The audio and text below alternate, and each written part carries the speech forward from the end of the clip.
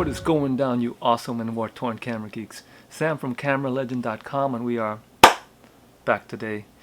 And today, you know, over the past few months, quite a few of you have reached out to me here and on Instagram and on Facebook. Actually, over the years, really, asking me, basically saying, Sam, I really want a camera like the Contax T2, or I really want a camera like the Nikon 35 Ti, or the Leica Mini Lux, or the Ricoh GR1, but the prices are so insanely high these days. Can you give me an option, a low-cost option? You know, I don't want to spend $1,000 on these cameras, but I want a good camera that can deliver comparable results. And it sounds like a tall order, but today I got that camera for you guys, and this camera I call the Yashica Hidden Gem. Alright, and then that camera is the Yashica 35cc, otherwise known as the 35ccN. Alright, so there's another model that says CCN.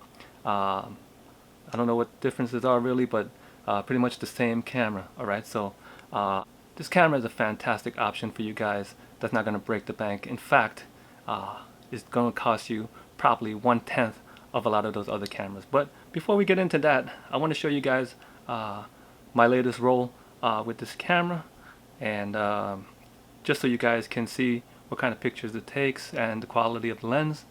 The film that I use for this particular roll is Kentmere 400, which we all know and love because it's cheap, right?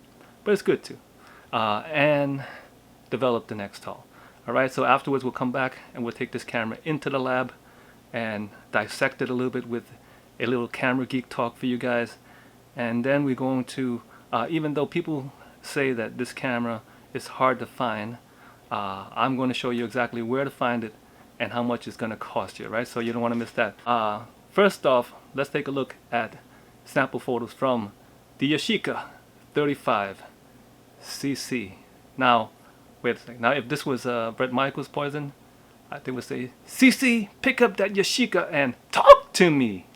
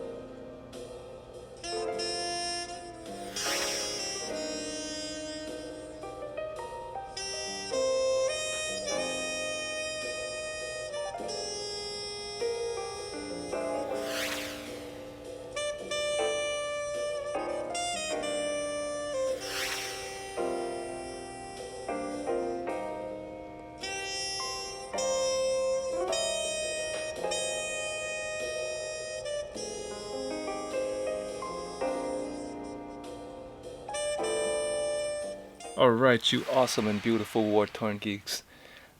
Let me give you a closer look at this lovely little camera. Now before I go further, I'd like to ask you guys a question.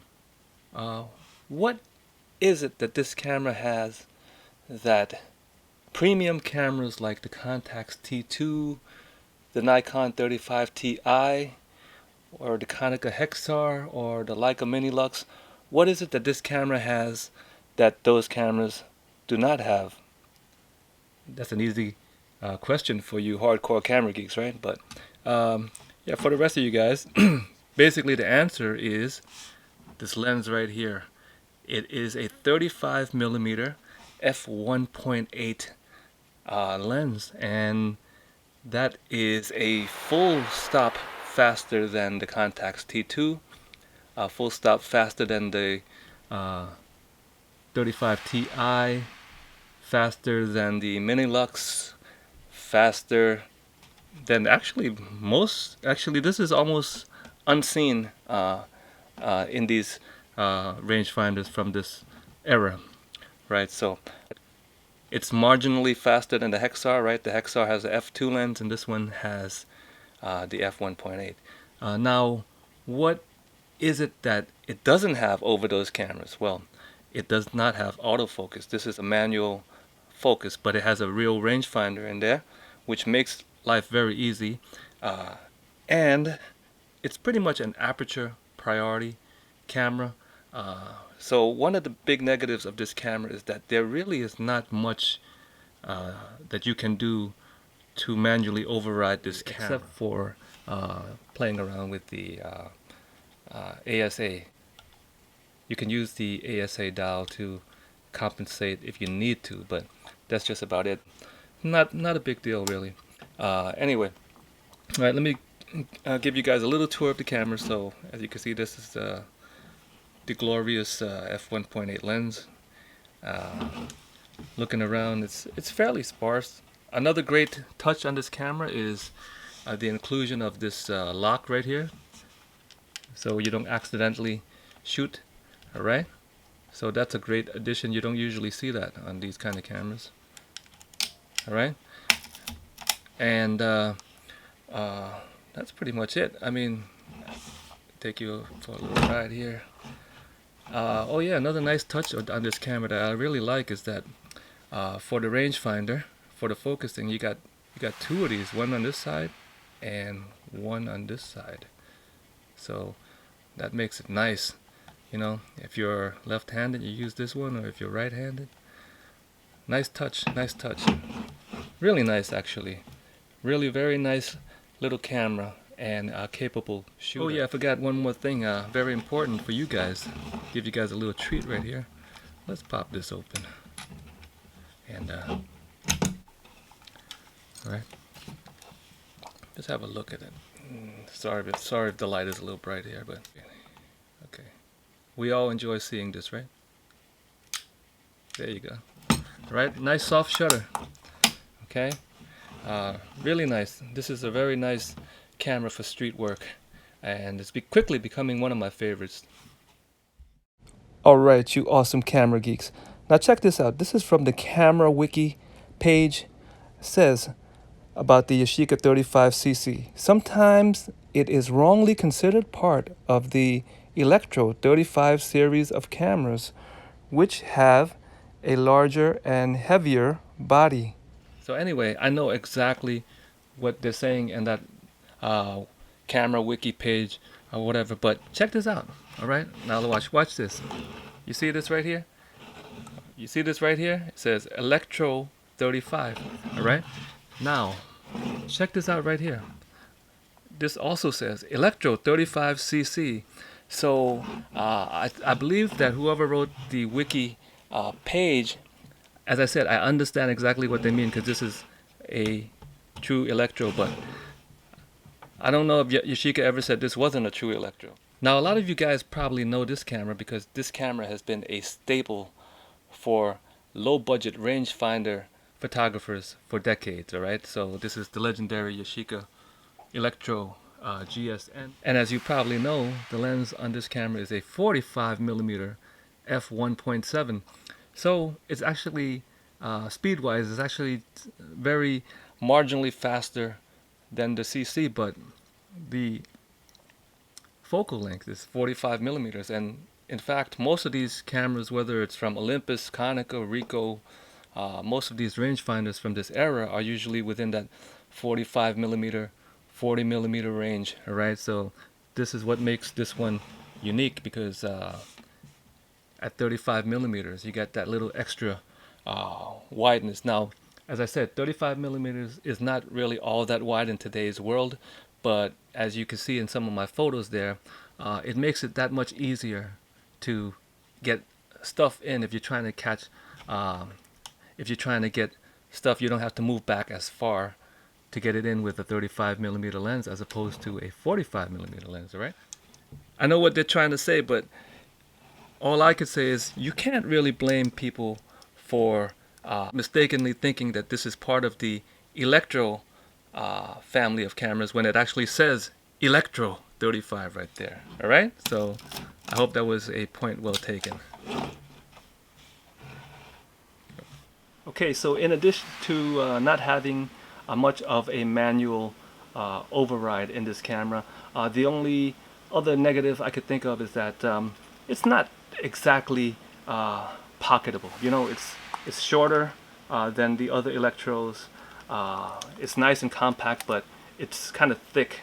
All right, so it's not exactly pant pocketable, but if you have a trench coat or something like that, you could probably put it in that pocket. But you look kind of funny though, probably like a peeping Tom, you know. Ah.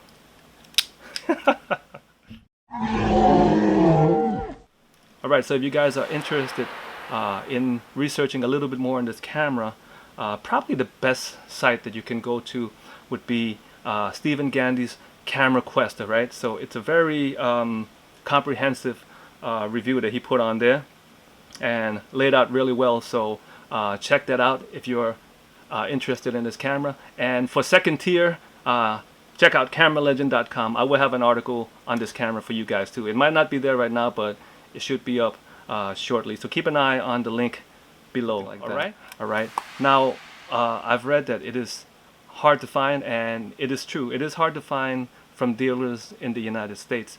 But if you search on eBay, you'll see that it is actually quite plentiful on eBay from Japanese sellers coming from Japan, and the prices are trending anywhere from $80 to $130 with an average of about $100 US. They are plentiful coming from Japan. Sometimes it even comes in faster from Japan than it does coming from the United States, so go figure. As far as customs and all that, that depends on your country. I've never really had a problem with it, but because of the value of this camera is so low right now, like I said, $100, shouldn't be anything more added to that, really. All right, so as I said, this is a Yashica hidden gem. You know, there are reviews on it, some great reviews even here on YouTube, but I say hidden gem because it hasn't really caught on. You know, people still want to get those cameras like the Contax T2, the 35 Ti, the Mini Lux, etc., etc. So this is a great deal, and you know, we'd like to keep it that way. Okay, so based on the low viewership of this channel, I am betting that it will stay that way. Although my biggest fear really is that somebody more popular will come along and do a review on it and bump the prices up, and I really would not like that to happen. In fact, I might be the only reviewer, well, excuse my modesty, but one of the few reviewers that I personally can think of that actually takes that into consideration, because as I said in other videos, I am not only a camera lover, but I'm a camera collector, and just like you guys, I'd rather have the prices stay low as opposed to doing a review on it and it gets popular and then the prices go up. I really don't want that.